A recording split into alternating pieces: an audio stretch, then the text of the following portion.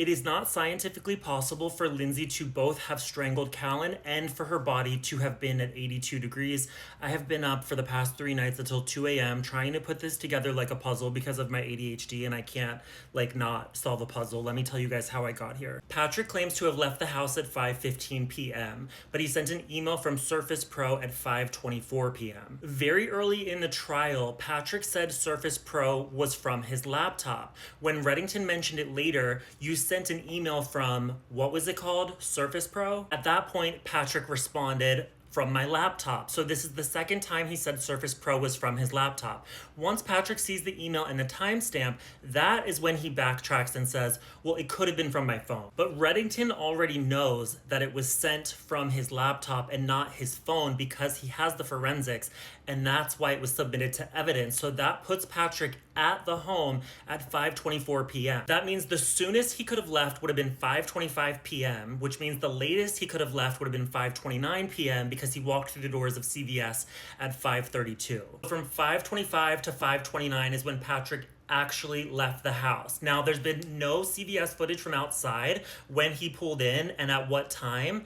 And there are cameras outside, so we need to see when he pulled in to give us a more accurate time of when he left the home. That means at maximum he'd been gone for 9 minutes, at minimum he'd been gone for 5. At 5:32 p.m. he walks into CVS. At 5:33 p.m. he calls Lindsay to say they don't have Pedialyte, but they have generic. We now know this is a lie because on the crime scene you see the name brand Pedialyte through the bag. 1 minute later, 5:34 is when Lindsay calls him back. So the moment that Lindsay calls Patrick back, this is when her movement in the house stops being tracked and it leaves her at the top floor of the house. We do not know that she left upstairs after that. That gives her a maximum of 9 minutes from the time he left until that phone call. Her toxicology reports say that the Seroquel levels in her system were double that of a therapeutic dose, which is sedating. So is that why she stopped moving upstairs? All of that brings us to 5:35 p.m., which is the soonest time it would have been possible for Lindsay to jump. 5:55 p.m. is when Patrick leaves the restaurant. The drive time is between 10 and 12 minutes. This places him at the home somewhere between 6:05 and 6:07.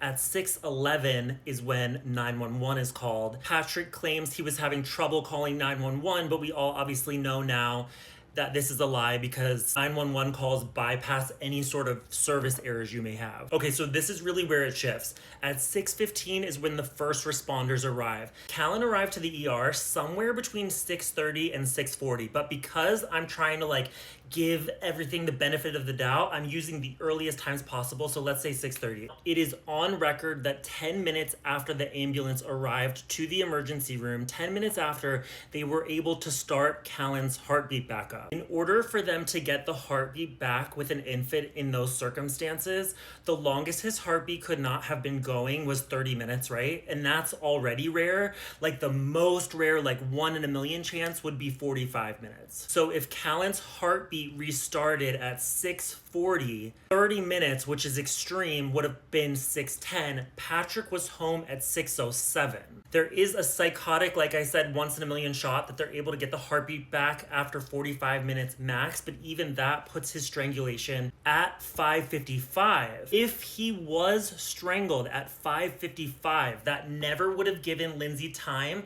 for her to jump from the window and for her body to drop to 82 degrees. Even with all of her injuries, it is scientifically impossible for him to be strangled at 5:55 p.m., for her to jump and her body to be at 82 degrees, even with all the injuries she had. One of the claims that they're making is that she got off the phone with him and that's when she jumped. But if that were the case, if Callan had been out since 5:35 p.m., they never in a million years would have been able to bring back a heartbeat. Feel free, if you are a medical professional, to correct me on any of this, but I've been researching this for 3 days, so I'm wondering now, did he do the first 2 kids before he left? And then the baby when he came back?